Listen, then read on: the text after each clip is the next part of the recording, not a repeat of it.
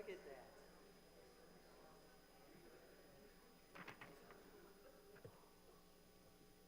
Good afternoon. Bonjour. I'm Debbie Friedman. I'm the interim museum director here at the Temple. On behalf of myself, Jimena Sessler Valdez, who is where? Jimena is right there, and next to her, Margie Moskowitz. Jimena is our museum committee chair. Margie was the chair previously. So on behalf of all of us, we welcome you to the Temple, and those of you on live stream as well, welcome. So this is our 9th program that have been inspired by our Warhol acquisition. We have 3 programs left. I just want to mention them. I hope you'll join us. Rabbi Dadoun will be presenting Golda Meir on Sunday, April 23rd. Rabbi Cohn's Albert Einstein program was originally scheduled for April 30th. It has been moved to May 9th. So if you have anything in print, please know that it is not. Yeah, Amanda? Oh, May 7th, you're right. It's Sunday, May 7th. And then the final program, Jane Rothstein will be doing Gertrude Stein on June 11th. So we hope you join us for that. So without further ado, I present the Divine Sarah, and bear with me, you ready? Sans plus tarder, je vous présente le Divine Sarah. Merci.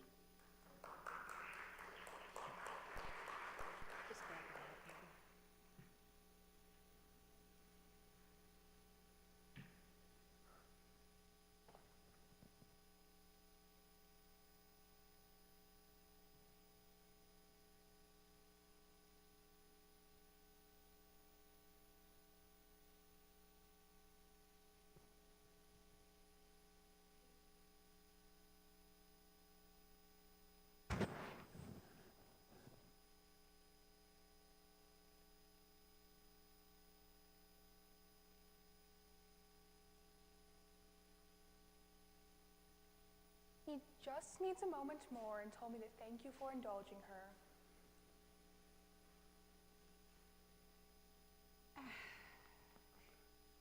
I am trying to be kind, but I'm also trying to be honest, as I assume you want me to be. Yes, why else invite me here today? Yet it is not always easy to be both truthful and kind. So I will be candid. And I think it's fair to say that of all the respected artists who have ever endeavored to capture my essence on canvas or paper, in marble or bronze, on film or in moving pictures, I can honestly say that this is not among my favorites. There, you see, I am French and nothing if not diplomatic, eh? No offense to the great Monsieur Warhol. Monsieur Warhol, but consider the competition. Oh, Franz von Lanbach, Gustave Doré, Alfred Nadar, Jean-Léon Gérôme, Alphonse Mucha. Still, a great honor to be memorialized by an artist of some renown so many years after one's final curtain day, and beyond that honor, this gift of yet another live audience, and not to put on a play, but to tell my story. Although, wasn't it Jane Austen who said, "Those who tell their own story must be listened to with caution"? But I have found that sticking strictly to the facts does not always best serve the listeners. Why ruin a perfectly good story with too many facts? And I do consider myself a good storyteller. Always was, right from the very beginning. In spite of my awkwardness as a young girl, understandable given the fact that I never had any sense of fitting in or belonging. Anywhere. Anywhere, to anyone. But my gift for storytelling, it was mine right from the very beginning. It was given to me for who knows what benevolent reason. I suppose Freud would dismiss it as a young girl's need for attention-getting, considering that she was mostly ignored by her mother and totally abandoned by her father. Which I was. My mother and my father. I suppose that is where I should start. Do I have to listen to this? Because, as most people will tell you, our stories do not start the day we were born. They begin with those who came before us. L'dor vador. Regrettably, in my father's case, this always proves problematic. In short, I never knew who he was. No, not really. I suspect I was in his presence a handful of times, and admittedly spent hours imagining him, conjuring idyllic father-daughter scenarios so vivid that honestly now in my 70s, I cannot say with any certainty whether they were fact or fantasy. Not all fantasy. I remember him. My younger self, so stubborn and full of wild imagining, so given to dramatic outbursts. No, I remember clearly his holding Mama's arm the day they enrolled me in school. I remember because it wasn't usual. He was never around, and Mama was gone most days as well. I should have been used to being left with strangers by then. I was 6 or 7. But still, I was working up to a good cry as I felt Papa lift me and hold me in his warm, strong arms. I can still smell the spice in his hair as he hugged me and said, Henriette? That was my given name, Henriette Rosine. Henriette, no tears. If you will be a good girl, a very good girl for the next 4 years, I will come and take you to live with me, to sail the Mediterranean, visit exotic places, meet fascinating people, and be my best beloved daughter, ma fille, mon ange. And I tried. I tried to be good, but I was Henriette, and at that school, it was not easy to be me. As you say, dearest. See if you can find me a glass of water. As I told you, I can vouch for none of that. Who knows what I imagined at that age with what little we knew about my father. What I can tell you is that many people would tell me that he was a Parisian lawyer or a high-born naval officer by the name of de Morel. Others still insist to this day that his name was an Edouard Care Bernard, who was actually my mother's brother, but his name appeared on my birth certificate and baptismal certificate, my current ones. The originals were burned along with thousands of others in the fire at the City Hall during the Paris Commune in the years after the Franco-Prussian War. But I can see I've already lost some of you back at the words baptismal certificate. That always raises its own prickly questions. I was a nice Jewish girl like me attending a Catholic boarding school run by nuns. Well, because whichever of my mother's lovers my father was, he was Roman Catholic, and he insisted that I be given a Catholic education, and that was not an offer that my mother could afford to oppose. My father insisted on paying for it all. My mother, Julie Bernard, Yule, as she preferred. She was born in Amsterdam to a Jewish eyeglass peddler and petty criminal. He would abandon all 6 of his children when their mother died, and he married 5 weeks later. So my mother and her sister Rosine would travel from Amsterdam to Baden, from Baden to Hamburg, from Hamburg to London, from London to France, learning along the way, well, let's just say a little bit more than how to speak German, English, and French. City records in Le Havre would show that my mother gave birth to twin girls, neither of whom would survive more than 2 weeks.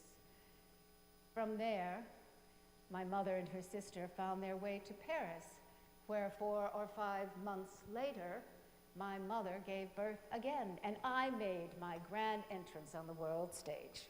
Henriette Rosine Bernard. I would be the oldest of 3 daughters born to my mother, all with different fathers, and all with a Jewish mother who was a seamstress by day, but by night aspired to be part of the vie du galant. She had not come all the way to Paris to sweat at night for the wages of a working girl in the reign of Louis Napoleon. Oh no. Poverty was rampant at that time. Streets were littered with the homeless, the hunchbacked, the club-footed, the syphilitic, the tubercular, and the insane. Shacks and tenements encroached on the Louvre. The Cathedral de Notre Dame was in ruins, and the River Seine was a sewer. But my mama, she was determined to seek out and seduce whichever clients could secure her a place among the Parisian bourgeois. Oh, and she did. By the time I was 5 years old, she and her sister were highly profitable courtesans. The fact that she was Jewish did nothing to diminish her career. All the highest paid houses of assignation had at least one Jewish and one black girl for those who were looking for something a little bit more exotic. But my mama also played the piano and sang. She dressed beautifully and spoke several languages. She could charm her clientele with a modest blush or her sensual come-hither eyes. Do I sound proud of Mama? I'll suppose. I will grant her this. She knew who she was, a commodity. She was her own capital. It was not a job with any kind of job security. Her only guarantee of a handsome monthly allowance was her ability to please her many lovers. So she was providing for her family, but she was also selfish, greedy. Try as I might to win her affection, her smile never was as large, and her eyes never twinkled as brightly as when she was in the company of one of her well-dressed gentlemen. In fact, for the first 4 or 5 years of my life, I was sent to live with a wet nurse on a farm on the Brittany coast. She called me Milk Blossom and loved me, I suppose, the way the poor love when they find the time. This was all I could find. You're just in time. I was just getting to our days at the Grand Champ boarding school. Oh, let me tell the part, can I? May I? May I? We have a lot to get to. I'll talk fast. You know I talk fast.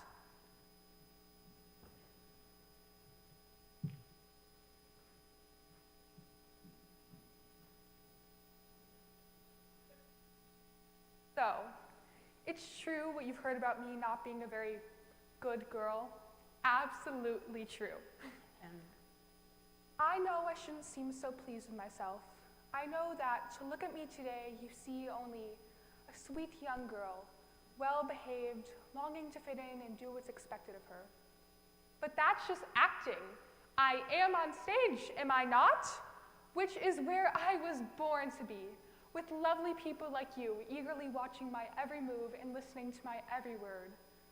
But off the stage, as a student at the convent school Grand Champ, I was not always the kind of girl the good sisters hoped to have in their care.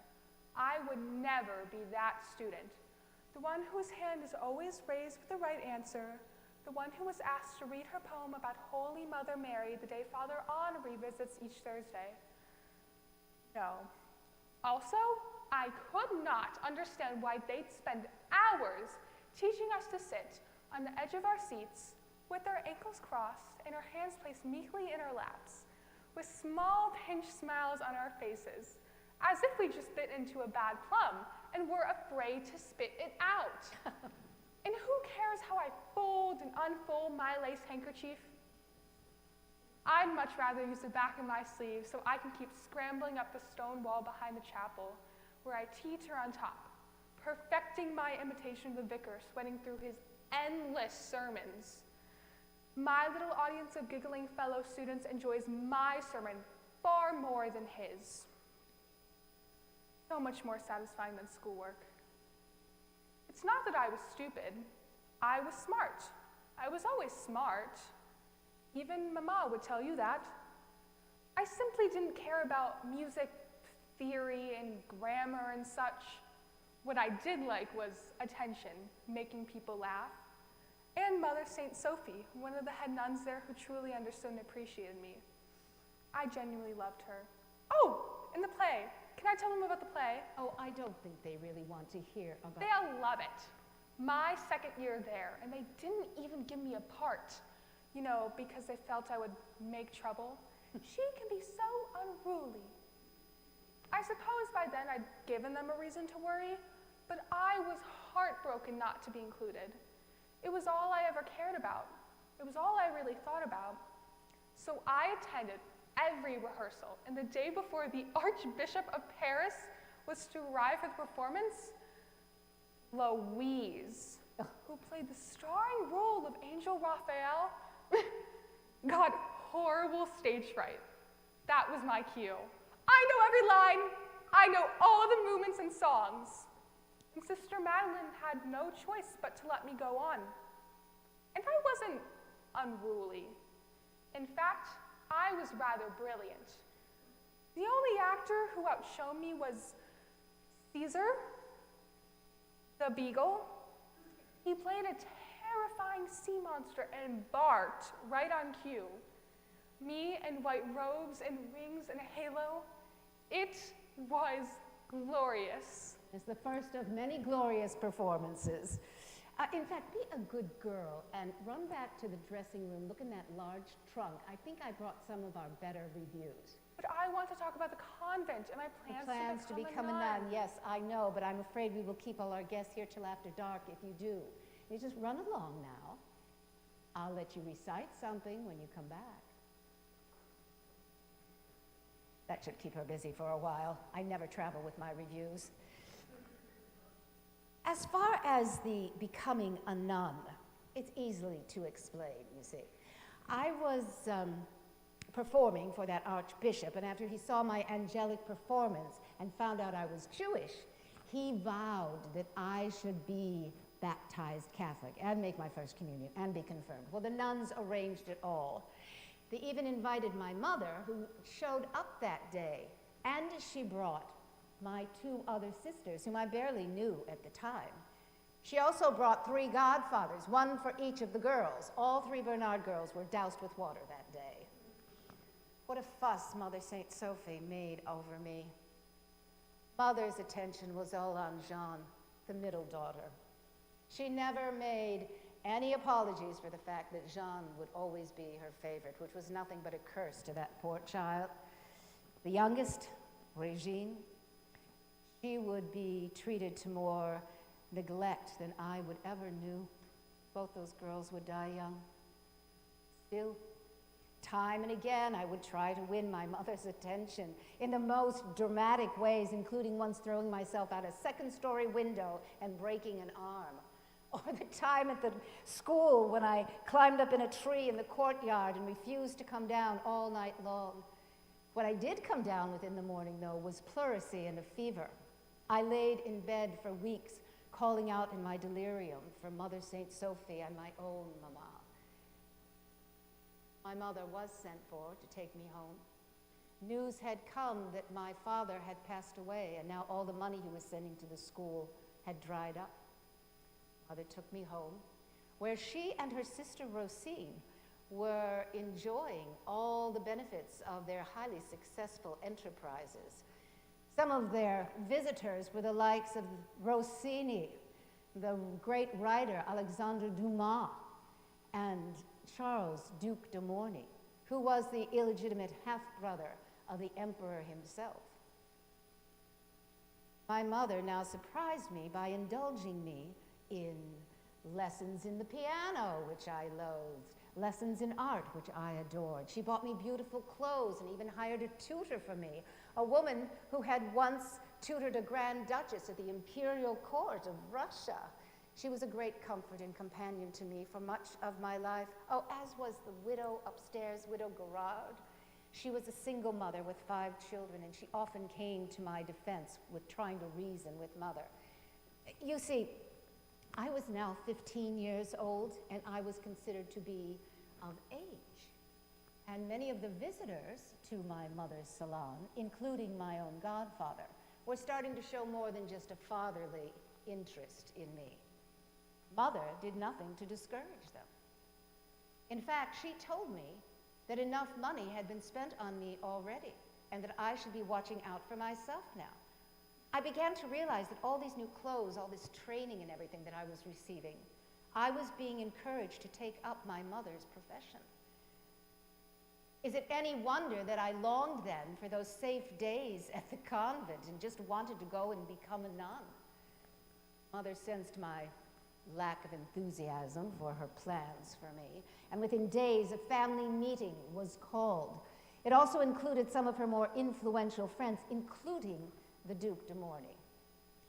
So I was offered a few options. I was told that I could marry someone of the lower middle class. No highborn aristocrat would have me, since I was not nearly pretty enough, nor wealthy enough, or well-connected enough. I could find myself an apprenticeship in a milliner's shop. That was my godfather's idea, I think. Or that I could follow in my mother's footsteps. Well, I had already soundly refused that option. And I think it was around that time that the Duke suggested that they enroll me at the Conservatoire, which was the most famous acting and music school in all of Paris at the time. I found the idea fascinating, but I was not convinced. And so that very night, the adults in the room took me to the Comédie Française, the famous theater in Paris, one of many, but it was founded by Molière himself. We were ushered to the private box of Alexandre Dumas, who met us there. And when the curtains rose on that play, the curtains rose on my future. It was a comedy, but now how the tears streamed down my face when I saw the lights and the scenery, when I heard the voices of the actors and saw the costumes, when I heard the applause from the audience. Now tears were coming down and I was weeping openly, much to the amusement of many of the patrons sitting around us. My godfather would say, "What an idiot child," but Père Dumas would just smile. I fell asleep in the carriage going home that night, and it was Dumas himself, like his roguish D'Artagnan, who would carry me to my room that night and tuck me into bed. I got my audition at the Conservatoire, and I can tell you right now, in all honesty, it was not stellar, but I was accepted, probably thanks to the influence of the Duke, and I was thrilled. As much of a zealot as I'd been at the convent school, I now was a fanatic about everything they were teaching us. I'd sit there with piles of poetry and plays and processes, all the hours that we spent learning how to walk and talk and sit. I'll never forget the hours of Monsieur Elie with his "do it again." I cannot tell if you are frightened or fighting the urge to fart. Maybe next year we can think about giving you some lines to say. Just sit in that chair with intention. It would take me years to unlearn what that man tried to teach me. At the end of each semester, there would be a huge showcase, and great directors and actors from all over Paris would attend. Other famous actors would attend, and awards would be given. While I was always assured that I was making good progress, all of the highest awards always eluded me. Now, it was not always easy to fail when your friends succeeded, but we all shared a common struggle, and we were mostly loyal to each other. One of my dear friends, Marie Colombier, was a great boon to me during that time. And she and I would share many stories and many struggles until my career eclipsed hers. She would go on to write the memoirs of Sarah Bernhardt, sharing not only some of the many confidences I'd shared with her, but making up sordid stories about me in order to sully my career. But enough about Marie. I would graduate from the Conservatoire, not at the top of my class, but again, I think due to the influence of the Duke, I was offered a job, an apprenticeship at the Comédie Française, where I had seen my very first professional play. It was tradition at that time that you would be given 3 major roles in your first year there, and I excelled at none of them. The critics would come and they would criticize the silver thin quality of my voice and how much it quavered. They would talk about my unruly hair and how abnormally thin I was. But we take what we have and we make the most of it. And this was the greatest and most difficult lesson I had to learn, that a true artist is self-taught. And over the next several years, I worked very hard at my craft.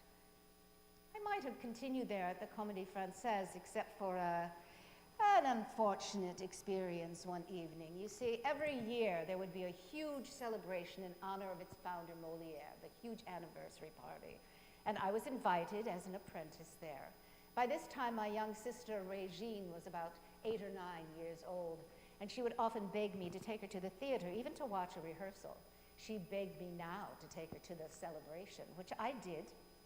And we arrived, and about a half hour later, we were standing in a receiving line, and my sister, quite mistakenly, she was only a little girl, stood on the train of the most respected actress in the troupe, a Madame Nathalie. Well, Madame Nathalie was thrown off balance. She felt humiliated. She shoved my sister Régine into a marble pillar and cut open her forehead. I was incensed. I walked over to Madame Nathalie after taking care of my sister, slapped her in the face, and called her a fat cow. It was probably not the wisest choice I ever made in the theater where my career was concerned, but she was an adult and my sister was a child. I was taken to the manager's office and I was told that I would need to give a formal apology to Madame Nathalie. I said that would be fine as soon as she apologized to my sister Régine. Neither one of us would yield, and my contract would be ripped up by me in my manager's face. I didn't want to stay there under those conditions. Fortunately, again, I was able to find a job at a lesser theater, the Gymnase. They did rather silly plays at that theater, and none of the roles I was offered really worked to my advantage. The plays that my mother came to see, the few that she found the time to come and see, she told me that I was an embarrassment to the family and making a fool of myself. I was beginning to feel the same way. I was getting bored working on the plays they were giving me, and I decided perhaps to take a little time off. I would do a little traveling. I would find myself in Belgium one afternoon, invited to tea by a Prince Henri. He had seen me perform at the Comédie Française, and he wanted to meet me. We met together. He was charming, but of course his family would never see any future to a relationship between an actress and royalty. I would go back when I received a telegram telling me that my mother was very ill with pleurisy. I got back to Paris to find out that she was not nearly as sick as the telegram had led me to believe, and a few months later realized that I was expecting my own child. I wrote a telegram to Prince Henri to let him know my condition, and he wrote me back. He said, "Here is 500 francs. I know Sarah Bernhardt. I do not know her son." I knew now that I was going to have to provide for my own son. His name would be Maurice, and he was the light of my life. But I was so disheartened by my short career in theater, I now thought that my only other option was to do as my mother had done. I was miserable. I was just barely making ends meet.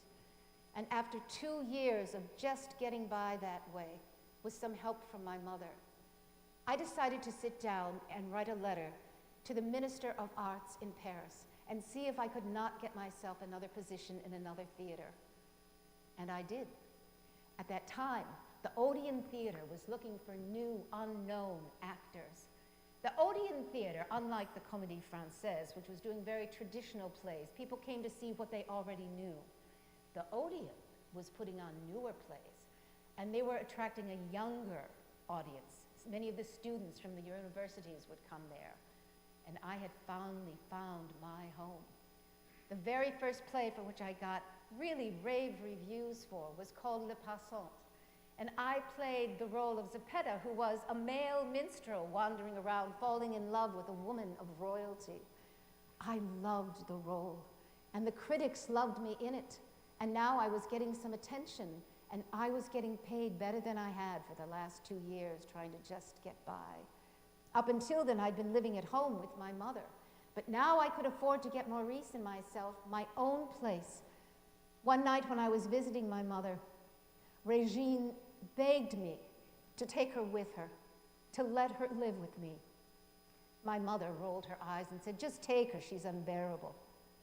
And so I did. And Regine came to live with us as well. Regine and Maurice and myself. My governess was living with us at that time. And I was starting to get the notices that I wanted to, but timing is all. And this was 1870, and there was an outbreak called the Franco-Prussian War. The Germans would surround the city of Paris, and we would be under siege for 130 days. All the theaters would be closed down. I saw that the Comédie Française had closed their doors and opened up their grand theater to the wounded, to the soldiers who were fighting for our cause. I went to the manager of the Odeon and asked permission to do the same with our theater. He said he would be fine with that as long as I got permission from the chief of police. It was with not a little trepidation that I went to the police station and asked for the chief, and I was ushered in his office, only to find out that the chief was now one of my former lovers. He was more than happy to give me the theater, permission to use the theater, and also to supply us with some food and supplies for the wounded soldiers who would be taken care of there. While I was there, I noticed a fine woolen coat that was completely fur-lined sitting on his desk chair. And half-jokingly, I said, you know, I'm sure one of the wounded soldiers could really use a coat like that. And he picked up the coat and he laid it across my arms. Others, too, in the city would help us in our cause. The theater, the dressing rooms, the stage was all cleared out. Beds were lined up. People were donating nightshirts for the soldiers, socks for the soldiers. Meats and cheeses and milk and cream were being sent in from all over the city, while the city had them. Even the most famous chocolate factory in town was sending chocolates for the wounded. But within a short amount of time, no one had any food to share. No one had any food to eat. Decided that we needed to surrender.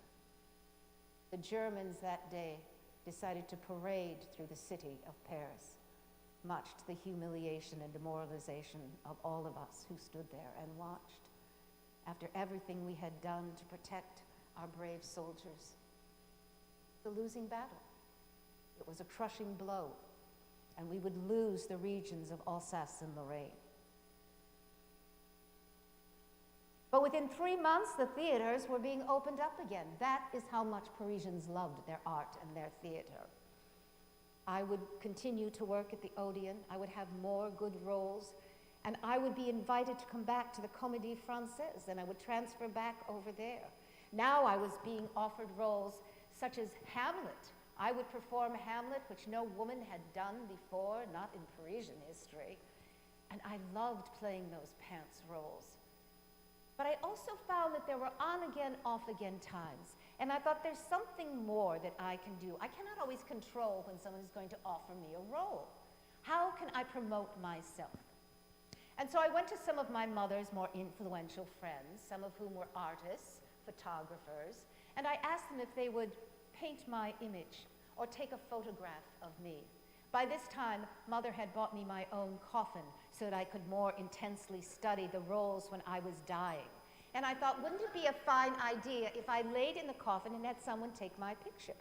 And so one of the photographers did indeed take that picture. I was laying there with my arms crossed. The photograph was turned into a postcard, and the postcard was circulated around town.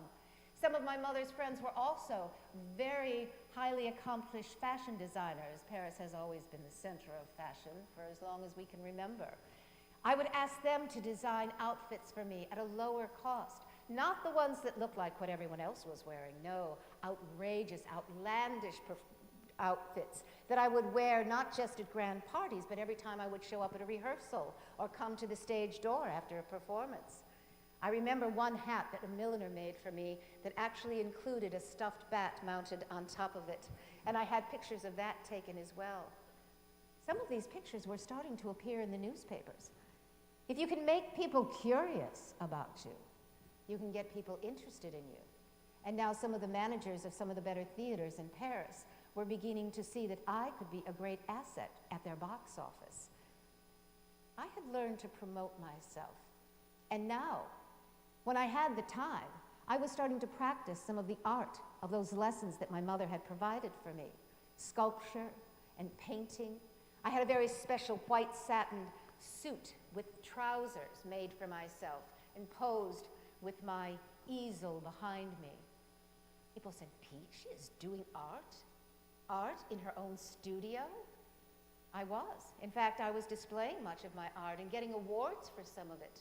I believe there is one of my sculptures that is still being displayed in your country in the city of Washington, D.C., at the National Museum of Women in the Arts. But I digress. My first love would always be, besides my son, the theater. And now that I was making more money, I decided that I would start my own troupe of actors. I would eventually one day take over one of the older theaters in Paris and rename it the Theater of Sarah Bernhardt. But I wanted to take the actors that I had worked with out of the city, and we planned a tour to London. People from all over the country came to see us. They had already heard of my name. We didn't know how it was going to go in a country where people did not speak French. Oh, did I fail to mention I have only ever performed in French?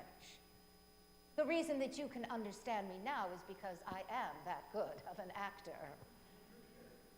But the people in London adored the work that we were doing. We performed works by Sardou, by Rostand. Sardou had written 2 plays for me by then. One called La Tosca that was later made into some opera.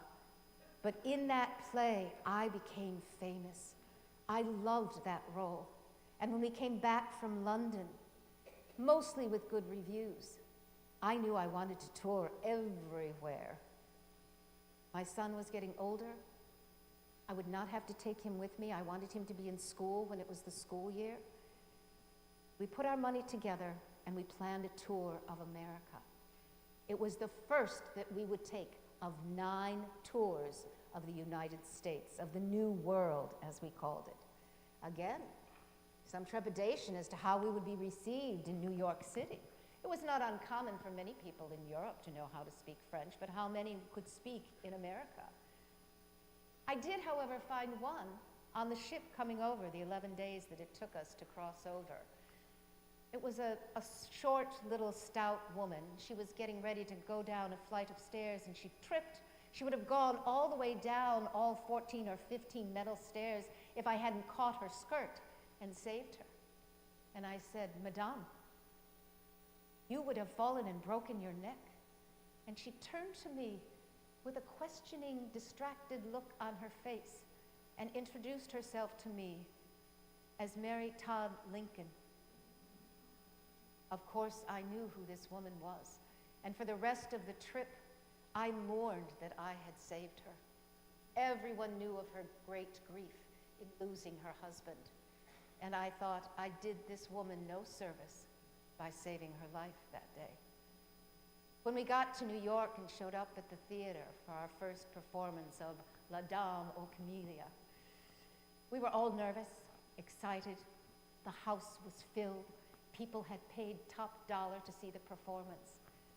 And I received not just one curtain call, but 27. Pamphlets had been handed out for those who didn't speak French to be able to follow along with the story, and how distracting I found the rustling of all those pages. But they followed it, and they loved it. And we had many performances right there in the city of New York, which was not, I have to say, my favorite American city. We were headed now for Boston, and along the way, we stopped at a little place in New Jersey called Menlo Park. My manager decided that it would be a good publicity stunt to introduce me to a man by the name of Thomas Edison. I showed up at his studio, at his laboratories. He was so shy and so quiet, but he finally took my arm in his and gave me the grand tour of all the work that he had been doing. There were green flashing glimmers of light and bottles and jars and wires and machinery. And the proudest moment was when he took me into a room and showed me his most recent invention. He called it a phonograph. And he picked up a little thing he called a microphone, and he started singing John Brown's Body. And when it was finished, he hit another button, and his voice came back, singing the same song. I was beside myself with excitement, and I said, "May I try it?" And he said, "Yes." And I did some lines from another play I had done, L'Aiglon. And I was one of the very first actors ever to have a voice recorded. Afterwards, he picked up the microphone again and sang a few bars of Yankee Doodle Dandy for me. It was a wonderful visit. When I got to Boston, I fell in love with that city. I think it was Mark Twain said of New York, in New York they will ask, "What's a man worth?" In Boston they will ask, "What does a man know?" Our audiences were so intelligent and lovely. And a woman came to me one day and asked me if I would do a sculpture of her son's head. He was only about 8 or 9 years old. And when I had finished it, I asked her if she knew a gentleman by the name of Henry Wadsworth Longfellow. I loved his poetry and had seen his photograph and wanted to do a bust of him. And she said, "Oh yes, we are great friends." And I said, "Would you ask him if he would sit for me so I could create his bust?" And she went to him, and he was leaving town to go to Portland in a couple days, and he said, "I will not have the time to do that, but I would be willing to come and visit her for tea." And I thought, I'm not going to pass up that opportunity, and maybe I can still talk him into sitting for me. And so he showed up that day at my apartment for tea, and he had with him 2 other gentlemen, one by the name of William Dean Howells and another by the name of Oliver Wendell Holmes. He had brought them with him. I found out later that he brought them with him because he said, "I'm afraid I might need a chaperone." I had a bit of a reputation at that time, as many actresses did. We had a lovely time. We visited and we talked, and he raved about my performance.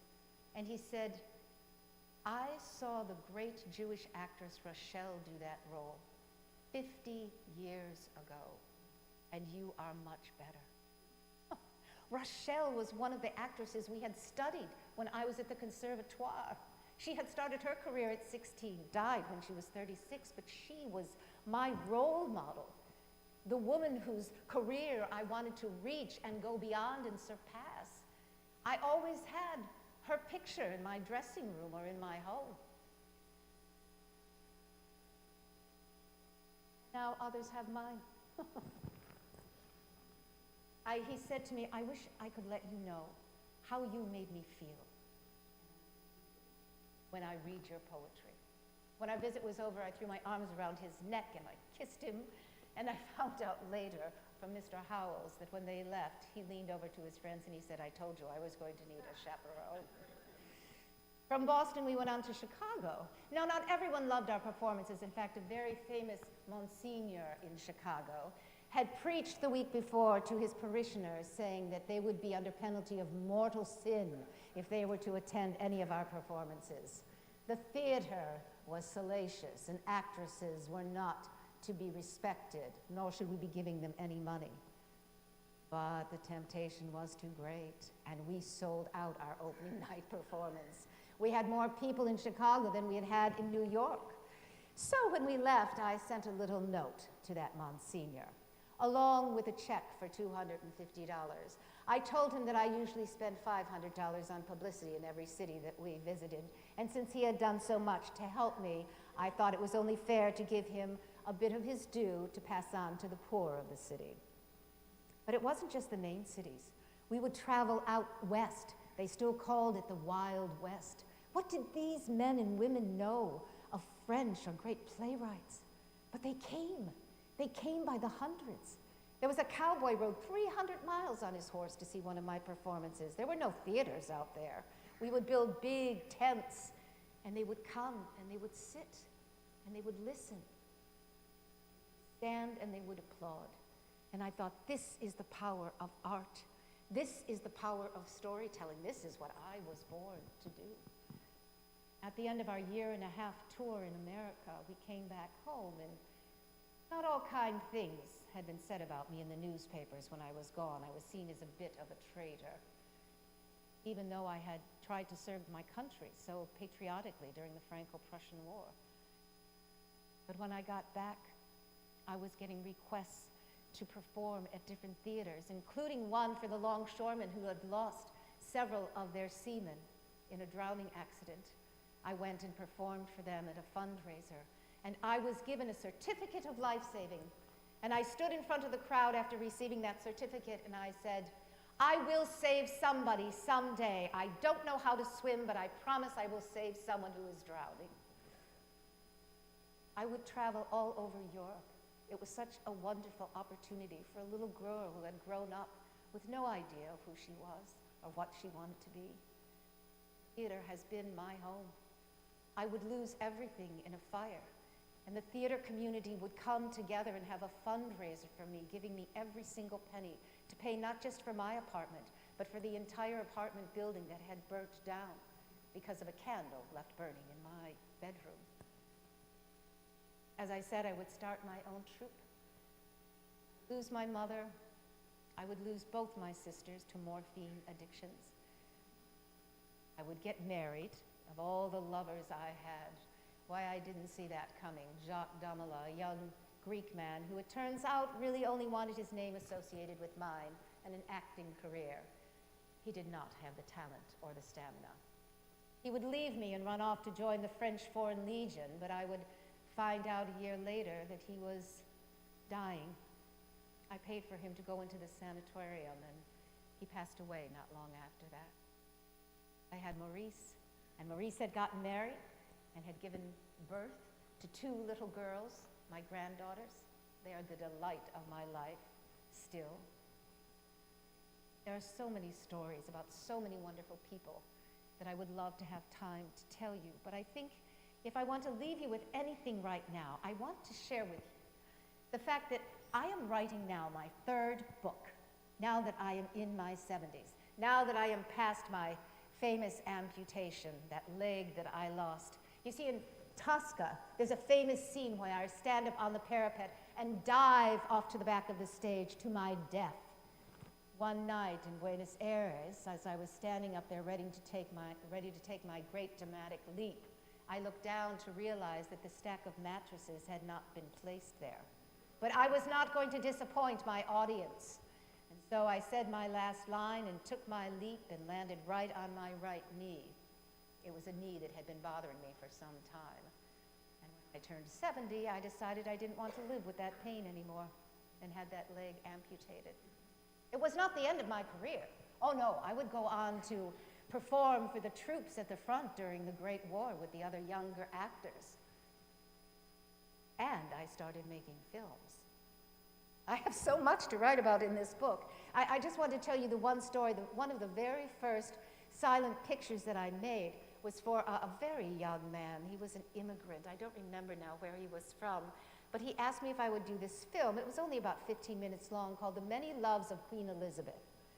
And I didn't like the way I looked on film. I didn't think my audiences and my fans were going to like it, but they loved it. And that little film went on to make a little fortune for this man who had directed it.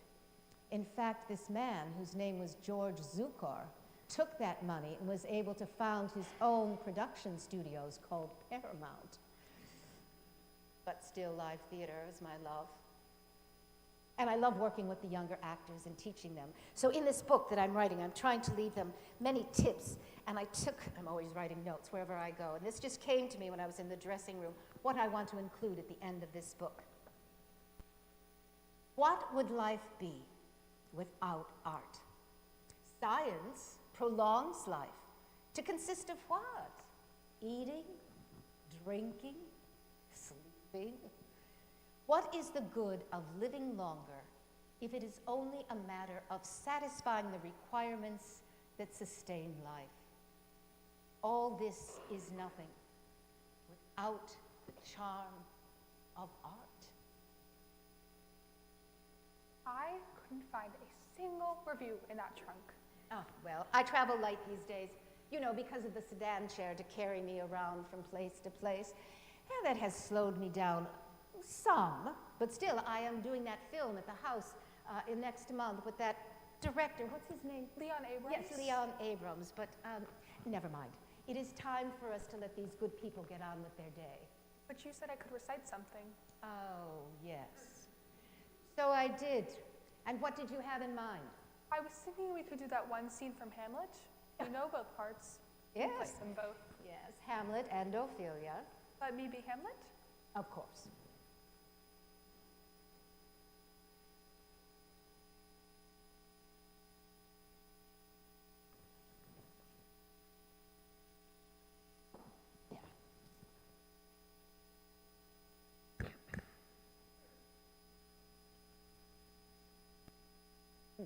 Get thee to a nunnery, go, farewell. Or, if thou wilt need marry, marry a fool. Wise men know well enough what monsters you make of them. To a nunnery, go, and quickly too, farewell. Oh, heavenly powers, restore him. Go to, I'll no more on it. It hath made me mad. To a nunnery, go. And to think I almost did go to a nunnery. That would have been a play in and of itself. With a part for me? Always. You and I are inseparable. Now, take your bow and let these people say good day to these people. Yeah. You see, that is a sound that never grows old. I can no other word say but thanks and thanks and ever thanks. What was that from? Oh, that's from Twelfth Night, Act 3. I don't remember us doing that. We never did that one, but we would have been magnificent as Olivia. Viola. No, Olivia would be much more up our alley.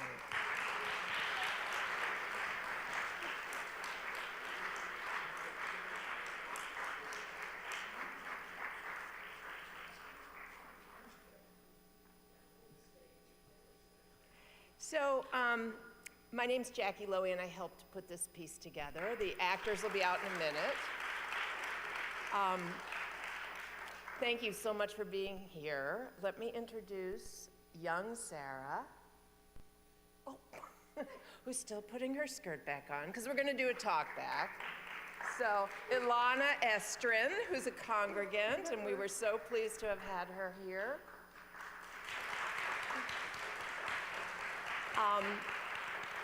And the incomparable Anne McAvoy, one of Cleveland's best actresses, whom we love very much.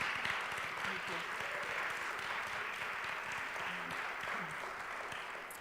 you. Anne did all the research and wrote the piece. We're going to pull the chairs over and we're going to do a little talk back. So if you have any questions about Sarah Bernhardt, there was so much material. It was impossible to put it all in there, but there's a lot more knowledge in that beautiful head. So we're happy to take questions. I will listen, repeat them so everybody can hear, and they'll be able to answer any questions. Debbie, do you know how to turn the lights back up? I'm sorry, I don't. I do. Oh, James is here. We love James. So, anybody have any questions for Anne or Ilana about Sarah or not about Sarah? Yes.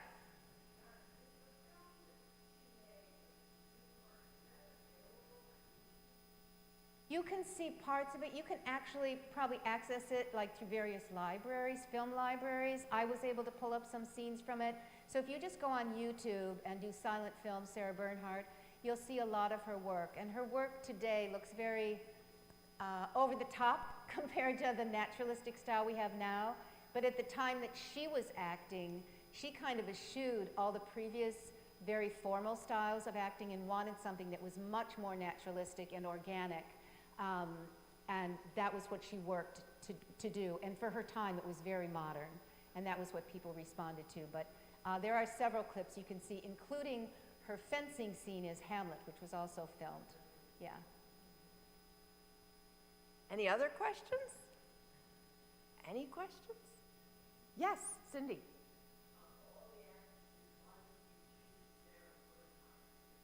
Well, I'm gonna guess that I'm not the only one here who, when I was growing up, if I was acting out, my parents would say, right? What did they say? You're a real Sarah Bernhardt. Yes, my mother said that. My grandmother from New York said that. My Cleveland grandmother said that. So So I've always known who she is. I have a poster of her at home. I didn't know much of her story. I belong to a group called Women in History. We're based out of Lakewood, and we perform over 70 different women who had an impact on American history. But we're just now branching out to do more international characters. So I was thinking about Sarah Bernhardt, but then that was when Jackie called me and said, do you do Sarah Bernhardt because of this exhibit? And I was like, well, this would be the perfect excuse for me to put that material together so that I can, continue. Because we perform at schools, colleges, historical societies, cultural centers, Civil War reenactments. we go all over and perform. Yeah. Thank you. Thanks. Yes.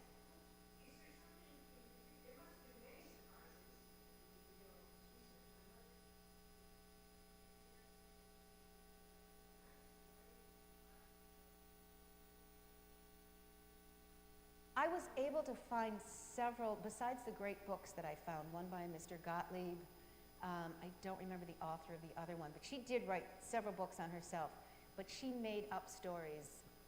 The story about Mary Todd Lincoln is questionable at best, although Mary Todd told a version of it as well. So something happened. And Mary Todd spoke perfect French, so they were able to communicate with each other.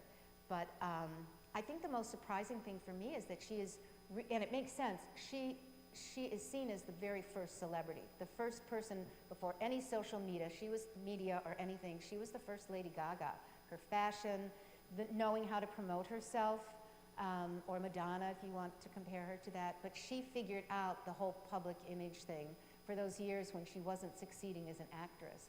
Because if you're in the theater, you don't always have control over which parts you get to do or who you get to work with or which stages you perform on. So while she was learning her craft, she was like, I don't have to just sit here idle. So I just found that really, really interesting.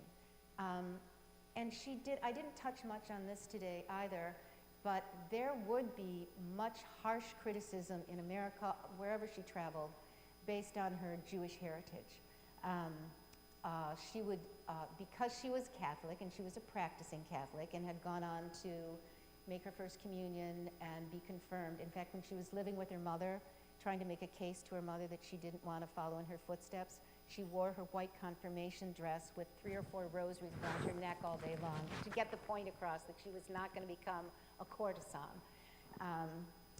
But she was asked by a reporter one time, "Are you Christian?"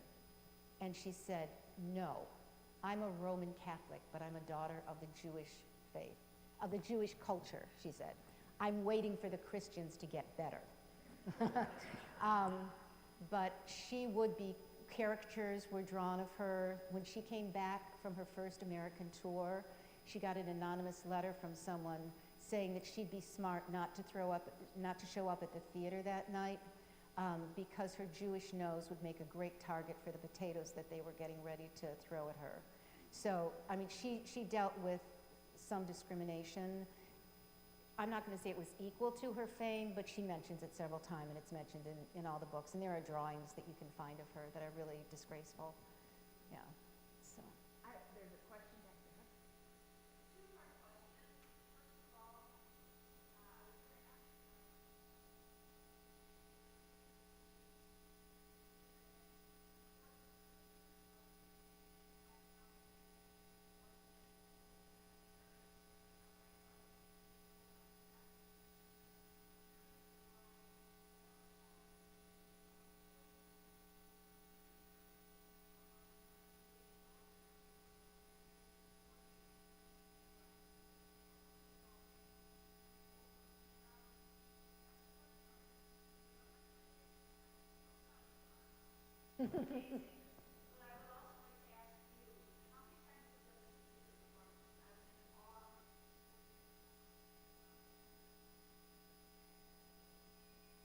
Oh, well, I mean,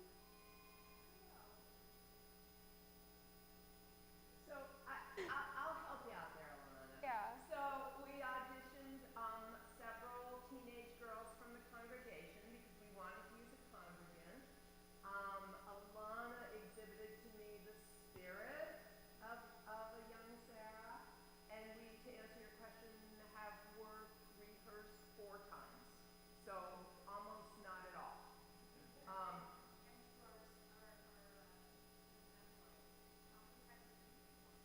This is my first performance. Yeah, so thank you for being here. Yeah. Thanks. As far as your other question goes, though,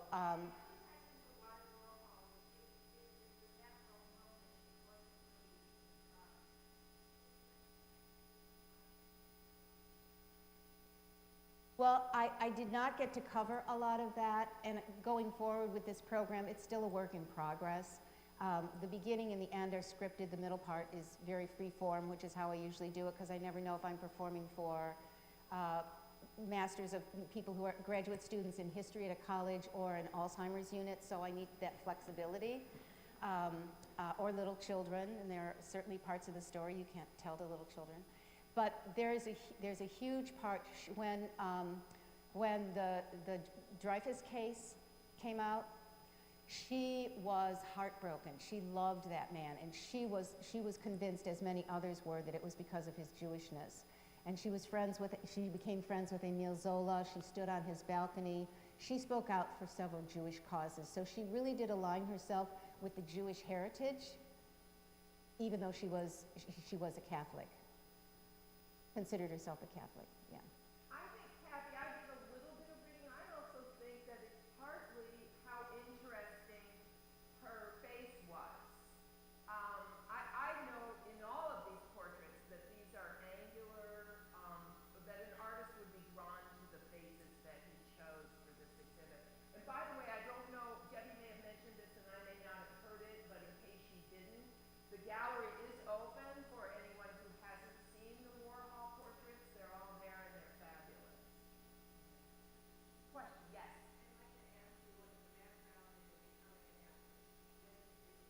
I studied acting in college. I only got to practice for a couple years, and then I had 5 children. And then I got divorced, and I raised those children, so I needed to get a big girl job. So I only came back to theater like around the turn of the century. I had been away, but my kids were my master's degree. And I've had the good fortune to work with some wonderful, what I'm going to call teaching directors, including Sarah May, who helped me along the way. So, yeah, I got involved I've been doing women in history for about 23 years, and that was right around that time that my kids were getting old enough that I could come back to more wonderful opportunities than I ever dreamed of.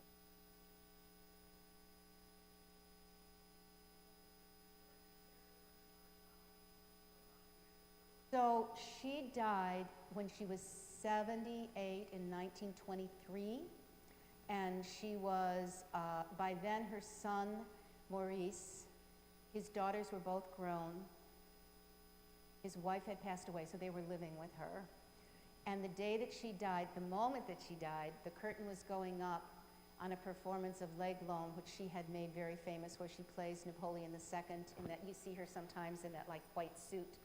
The curtain was just going up on that at the Comédie Française. They turned off the lights.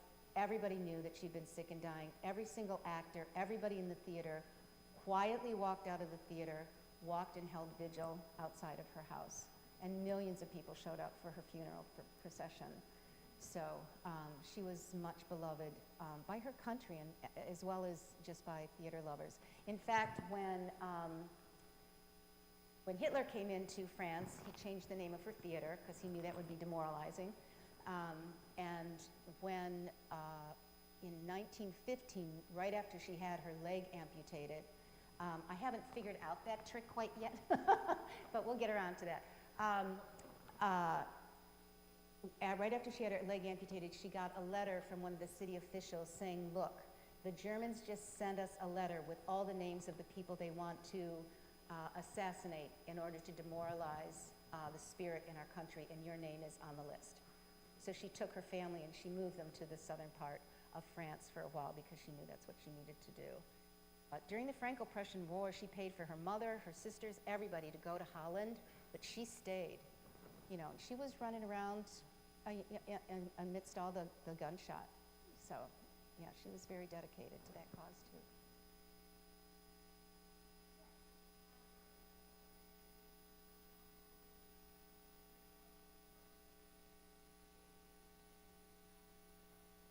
No, she could speak some English enough to get by, but she insisted on only performing in French. Her mother had told her that so that she never lost, because her mother had learned French and raised her to speak French. And she said, if you start speaking other languages, you're going to lose the poetry of our language. What they did was, I think I mentioned that they would hand out these English libretti for people in the audience, but on some nights they would get the wrong one. And still people would be like, oh, it was wonderful, you know, like, what did they know? So she was just very enigmatic in her performances. So. Alana, I have a question for you. What was it like working with Anne? Honestly, it was a really great opportunity, and it was really nice to work with someone who I feel like is very experienced. And so sweet. I loved working with her. She was great. I learned a lot. I definitely learned a lot about like myself and obviously Sarah Bernhardt and just like the realm of acting and how it was before, I guess, modern times. And I don't know, I had a really great experience doing this. And I would like to thank Alana's family because they've been supportive. Thank you. One or two more questions? Anyone about Sarah, about anything? No? Oh, And what play you're going to be in? okay. I go to Mayfield High School. I am in 9th grade. I'm 14. And so I just sort of recently started doing, I guess, like musicals and plays. I was dancing since I was 3, mostly ballet, and that's sort of how I eased into like performing in other aspects. I mean, I was planning to do theater in high school last year, but over the summer at overnight camp, I got to try out and do like a mini play, a mini musical, and that was sort of how I was like, okay, I really want to do this in high school. So this past fall, I was in the fall production. We did teen edition of A Chorus Line. It was lots of fun.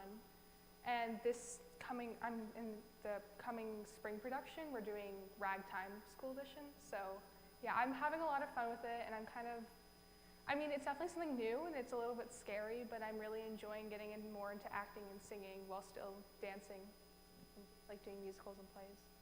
Following in Sarah Bernhardt's footsteps, Alana gets to play a man in ragtime.